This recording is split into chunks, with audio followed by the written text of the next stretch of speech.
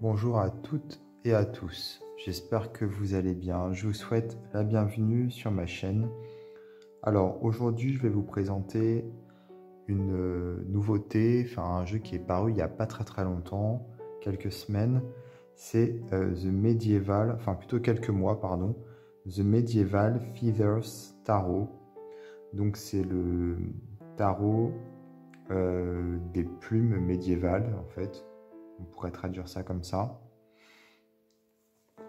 Il est paru chez Blue Angel. Les illustrations sont de Alejandro R. Rozan et le texte J.R. Rivera. Voilà. Donc du coup, c'est un très beau jeu.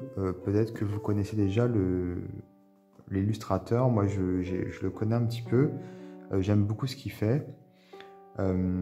Et donc c'est un joli coffret. Alors là c'est en mass market. C'est la première fois je crois que Alejandro Rozan il sort un jeu en mass market, puisque ses autres jeux étaient parus uniquement en édition un peu limitée quoi, en auto-édité, ou alors avec des petits éditeurs comme Artisan Tarot.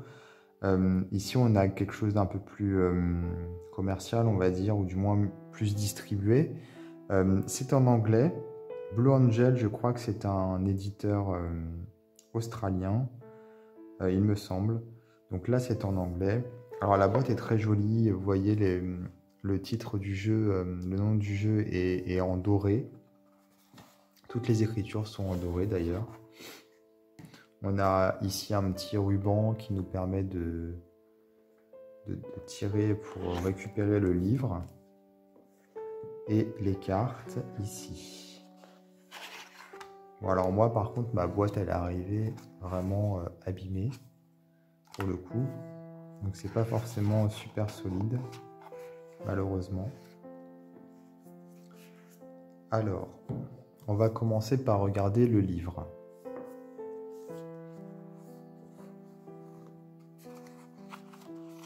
Oui, donc c'est bien ce que je disais, c'est bien un éditeur australien.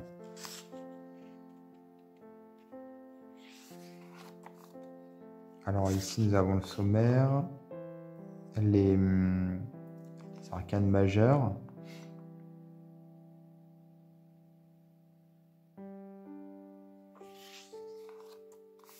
les mineurs. Alors c'est un tarot qui est construit sur la base un petit peu du tarot de Marseille, hein, un peu plus que du Rider-Waite-Smith, en tout cas. Le livre est très joli. Alors ce sont des plumes, effectivement on va retrouver des plumes médiévales dans les illustrations, et donc ces plumes représentent pour le créateur du jeu des messages venus de l'au-delà en fait, tout simplement, du paradis, des anges. Donc c'est un petit peu ça. Peut-être que vous êtes familier avec cette notion, vous savez, où quand on trouve des plumes sur son passage par exemple, quand on se balade ou quoi, ça peut être des messages envoyés par exemple par nos guides, ou alors voilà, des signes tout simplement. Ici c'est un petit peu l'idée, c'est un petit peu voilà, ils ont voulu reprendre quelque part cette idée-là d'avoir des messages qui ont été envoyés par des anges, quoi, si vous voulez. Le thème médiéval n'est pas forcément... enfin, il est abordé ici, mais il n'est pas forcément expliqué pourquoi ils ont choisi le thème médiéval particulièrement. Je pense que c'est surtout pour rendre hommage effectivement aux jeux traditionnels, et je pense que l'illustrateur doit aimer vraiment, parce qu'il a fait il a redessiné des jeux historiques auparavant, et là donc il reste toujours un petit peu dans le même thème. C'est quelque chose qui doit vraiment l'intéresser.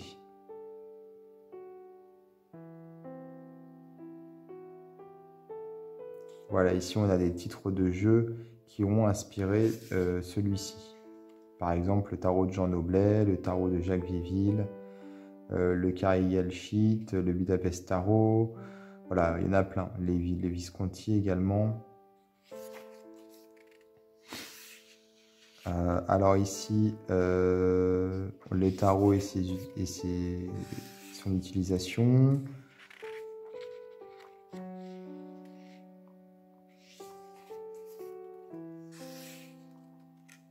Alors ici, il y a des cartes bonus. Il y a une carte du consultant. Et puis il y a également, comment dire, la maison Dieu qui a une carte supplémentaire.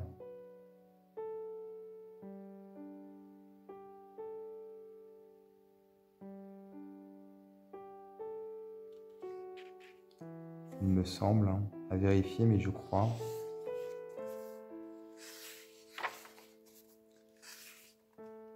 Alors ici, voilà, les cartes de cours. Alors, les plumes. Voilà, on va avoir différentes couleurs pour les plumes. Il est ici question donc de la symbolique des couleurs.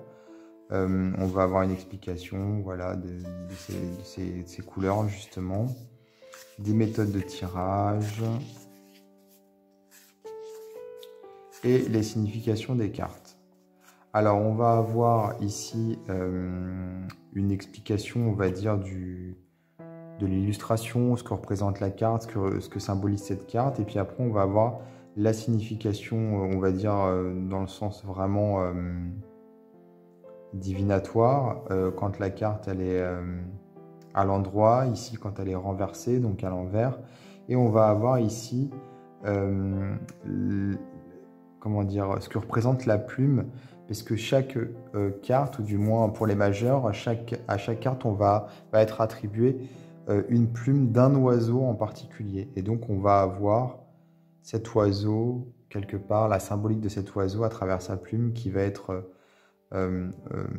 utilisée ici. Donc ça, c'est intéressant. Donc, pour chaque carte, on va avoir, par exemple, ici, c'est le perroquet pour le fou, le mat, voilà. Donc, quelque part, c'est bien, j'aime bien cette idée-là d'avoir une association entre les oiseaux et les cartes.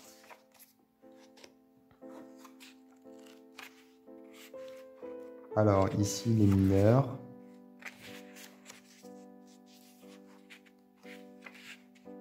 Donc, vous voyez, pour les mineurs, on a un texte aussi conséquent que pour les majeurs. Donc, c'est chouette.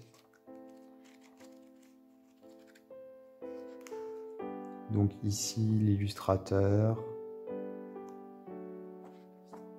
Ici, l'auteur.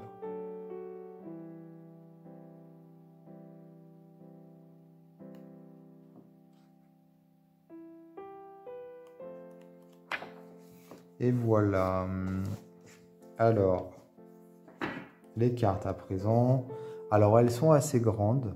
Il faudrait que je compare ça à un tarot taille standard. Voilà, Rider-Waite-Smith. Vous voyez, on a quand même une grosse différence. Les tranches, elles sont dorées, mais c'est une dorure vraiment très mate. Ça brille pas beaucoup, donc c'est plutôt classe. Elles sont mates, elles brillent pas. J'aime beaucoup le toucher. Le dos, le voici. Alors c'est un peu ballot parce que le livre propose une interprétation à l'endroit à l'envers, mais on peut reconnaître la position des cartes parce que le dos est pas le même en fait selon la position. Donc ça, c'est un peu dommage. Sinon, elle glisse pas du tout. Mais alors vraiment pas du tout. Elle les accroche. C'est l'effet mat, effet peau de pêche. Bon, c'est très agréable au toucher. Mais par contre, pour l'utilisation, c'est pas top, on va dire. En tout cas, j'aime le format, j'aime l'aspect des cartes. En ce qui me concerne, la dorure des tranches ne me gêne pas. Moi, je suis pas fan, mais en général, quand il y a des dorures. Mais là, c'est vraiment c'est mat en fait, donc c'est pas trop bling bling, ça brille pas, ça lâche pas de paillettes. Voilà, donc les cartes, je vais vous les montrer. Peut-être que je vais faire un petit zoom.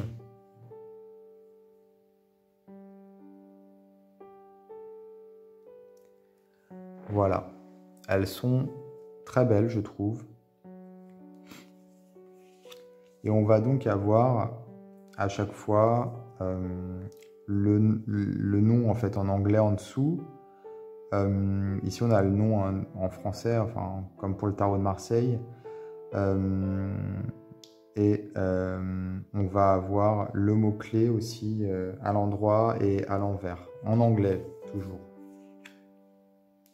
Et donc pour chaque carte, on va avoir, comme je disais, une plume, un oiseau en fait particulier. Et là, les initiales de l'illustrateur, je pense, parce que c'est un A, un R et un R. Ça fait très... ici. C'est très majestueux, je trouve, ce petit sigle.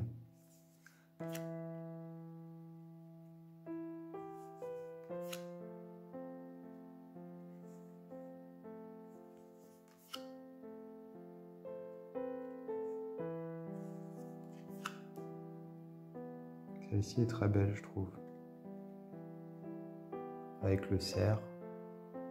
Donc voilà, c'est un tarot de Marseille, on va dire un petit peu, mais qui est revisité, hein, parce qu'on ne retrouve pas les illustrations identiques. Puis même, c'est pas vraiment un tarot de Marseille, c'est plutôt un tarot historique, je trouve, un mélange de plusieurs jeux.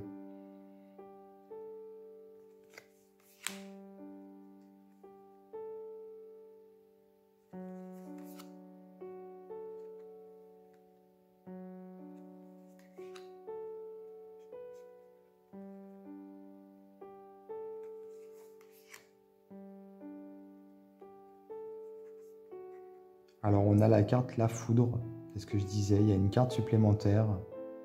La Maison de Dieu, on a également La Foudre. Elle est très belle, je trouve. Et donc ici la Maison de Dieu.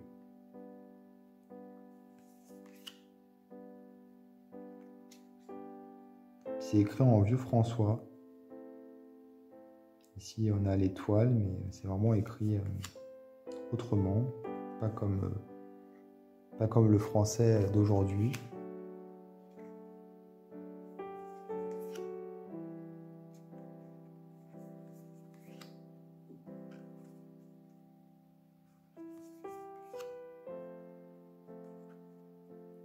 Et donc on a cette carte en plus, c'est le consultant.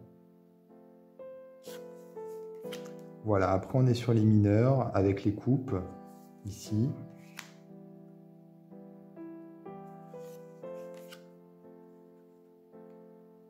Et on a également des plumes différentes pour les mineurs. J'étais pas sûr en fait, je pensais qu'il y aurait les mêmes plumes pour chaque série, mais en fait non. On a vraiment des plumes différentes pour chaque carte.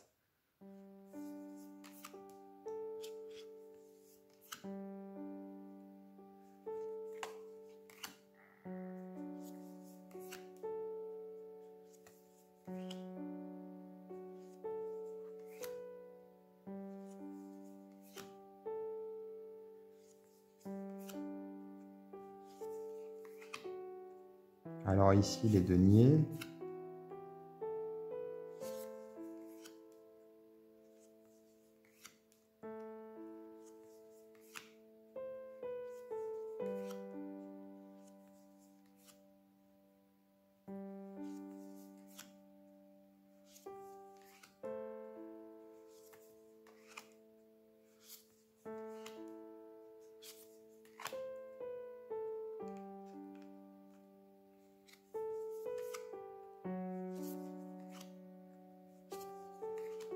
Les épées.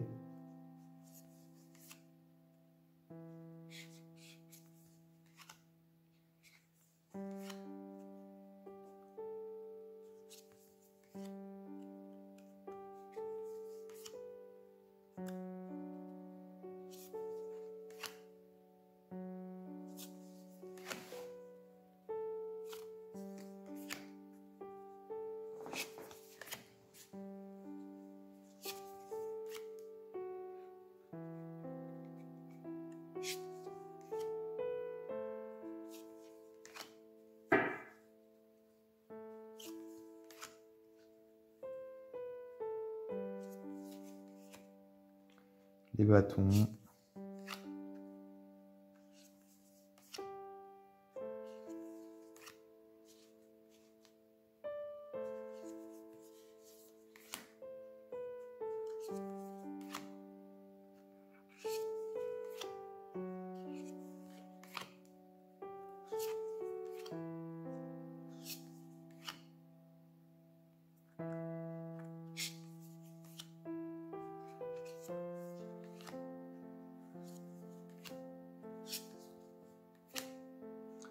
Donc voilà